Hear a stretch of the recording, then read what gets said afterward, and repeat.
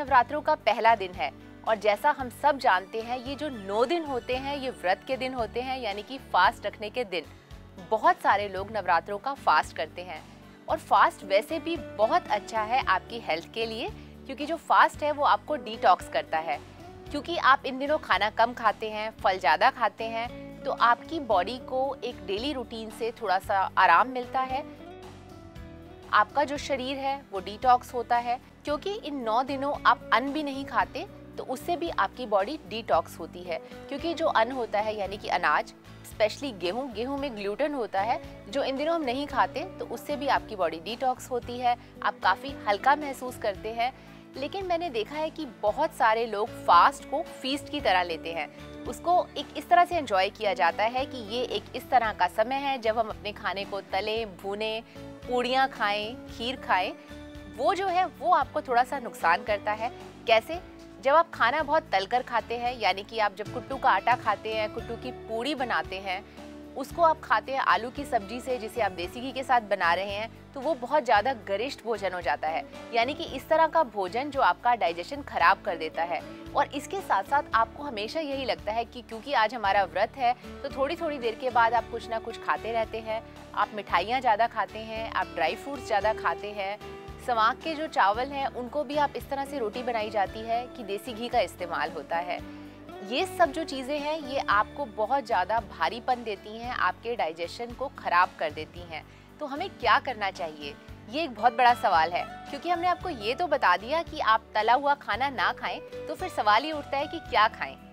आपको व्रत में जो जो चीज़ें अलाउड हैं, यानी कि जो जो चीज़ें आप खा सकते हैं, जैसे कि आलू, चावल, फल, आप वो सब खा सकते हैं, लेकिन एक सही तरीके से। सबसे पहले हम शुरुआत करते हैं सुबह के नाश्ते से।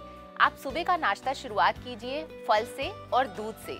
उसके बाद 2 से ढाई घंटे के बाद, यानी कि 11 से 12 बजे आप एक फल और ले सकते हैं। लंच के समय आप दही के साथ साथ आप कद्दू की सब्जी बना सकते हैं, या आप उबले हुए आलू की चाट बना सकते हैं। आलू को अगर हम उबाल कर लेते हैं तो आलू में बहुत सारे गुण हैं। आलू बहुत ही अच्छा सोर्स है पोटेशियम का, जो आपका ब्लड प्रेशर कंट्रोल करता है और आपको काफ़ी सारे मिनरल्स देता है। लेकिन अगर आलू को उबाला जाए तो आलू बहुत सारे फैट को भी सोख कर लेता है। तो इसलिए आप आलू आराम से खा सकते हैं, लेकिन सिर्फ ये ध्यान रखना है कि आलू को आपने तलना नहीं है। जैसे मैंने बताया, आप आलू की चाट बना सकते हैं, आप आलू की सब्जी बना सकते हैं, आलू का रायता बनाया जा सकता है। अब बात करें सवाक के चावल की, वो भी इस व्रत में काफ़ी इस्तेमाल होता है। तो आप सवाक के चावल को कद्दू के साथ मिलाकर एक खिचड़ी की तरह बना सकते हैं और उसको एक कटोरी दही के साथ खा सकते हैं। या अगर आप चाहें तो आप सवाक के चावल को उसमें थोड़ा सा बेकिंग पाउडर या फ्रूट सोडा मिलाकर आप उसकी इडली भी बना सकते हैं। आप देखेंगे ये जो इडली है ये बिल्कुल स्टीम्ड होती है, इसमें किसी तरह का घी तेल का इस्तेमाल नहीं होता और खाने में बहुत हल्की होती है। आप चाहें तो आप इसको नारियल की चटनी के साथ खा सकते हैं, या आप टमाटर की चटनी भी बना सकते हैं। इसके अलावा आप सवाक की खीर भी बना सकते हैं।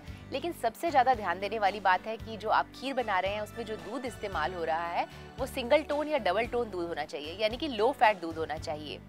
अब जब आप, क्योंकि व्रत है तो दूध का काफ़ी इस्तेमाल होता है, तो जैसे मैं आपको कह रही हूँ कि अगर आप खीर के लिए भी दूध इस्तेमाल कर रहे हैं या पीने के लिए दूध का इस्तेमाल कर रहे हैं या दही ही बना रहे हैं, तो जो आपका दूध है वो लो फैट मिल्क होना चाहिए, सिंगल या डबल टोन मिल्क होना चाहिए, जिससे कि जो दूध में फैट की मात्रा है वो कट हो जाए। इसके अलावा व्रत में पनीर भी खाया जाता है, और अगर आप पनीर जो बनाते हैं उसको भी आप लो फैट मिल्क से बनाते हैं तो पनीर में फैट की मात्रा काफ़ी कम हो जाएगी। और दूसरा, जो पनीर है वो आपको बहुत अच्छी मात्रा में प्रोटीन भी देगा। एक पौष्टिक डाइट में हमें कार्बोहाइड्रेट्स, विटामिन, मिनरल, प्रोटीन और फैट सबकी ज़रूरत पड़ती है। व्रत में कार्बोहाइड्रेट्स आपको चावल से, आलू से मिल जाते हैं, और पनीर बहुत ही अच्छा सोर्स है व्रत में भी प्रोटीन लेने का। इसके अलावा अगर आप कुछ मीठा खाना चाहते हैं तो आप रसगुल्ले ले सकते हैं, क्योंकि रसगुल्ला छेना यानी कि पनीर से बनता है। कोशिश करिए कि आप तली हुई चीज़ों को बिल्कुल अवॉइड करें। इसके साथ साथ एक और चीज़ है जो आप व्रत में आराम से खा सकते हैं, वो है कुट्टू या सिंगाड़े का आटा। कुट्टू का जो आटा होता है वो फैट में थोड़ा हाई होता है, लेकिन उसमें सबसे अच्छी बात होती है कि बहुत ही अच्छा सोर्स है आयरन का। तो आप सोच सकते हैं कि जो आप अगर कुट्टू का आटा खा रहे हैं तो आपको काफ़ी मात्रा में आयरन मिलेगा। लेकिन ध्यान रखने वाली बात है कि आप उस रोटी को तले ना। जैसे मैंने बताया, आटे में पहले से ही काफ़ी मात्रा में फैट मौजूद है, तो आप उसकी पूड़ी या पराठा ना बनाएं। जिस तरह से आप नॉर्मल तरीके से अपनी रोटी बनाते हैं उसी तरह से आप कुट्टू की भी रोटी बनाइए। क्योंकि कुट्टू में बाइंडिंग नहीं होती है, तो इसलिए अगर आप चाहें तो कुट्टू में थोड़ा सा उबला हुआ आलू मिला सकते हैं, या अगर आप चाहें तो कुट्टू को अगर आप गर्म पानी से गूंदेंगे तो उसका आटा आराम से गूंज जाएगा।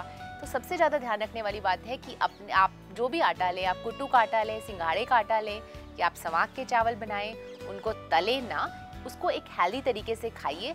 आपके ये जो नवरात्रे हैं, 9 दिन है, इनको आपके लिए एक रिलीजियस पर्पस तो ज़रूर है, साथ साथ आप ये भी कोशिश करिए कि जो आपकी बॉडी है वो डिटॉक्स हो जाए, ताकि इन 9 दिन के बाद आप देखेंगे कि आप बहुत बेहतर महसूस कर रहे हैं, आपका डाइजेशन बहुत अच्छा है, आप इंटरनली और एक्सटर्नली यानी कि अंदर से भी आप बहुत शांत और अच्छा महसूस कर रहे हैं।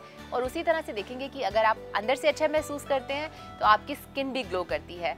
तो इस व्रत में आप बहुत सारे फल खाइए, लो फैट दूध पीजिए, नारियल पानी पीजिए, नींबू पानी पीजिए और बेफिक्र होकर कुट्टू की रोटी भी खाइए, लेकिन उसको तलिए मत। इन सब बातों का ध्यान रखिए और अपने नवरात्र एंजॉय कीजिए।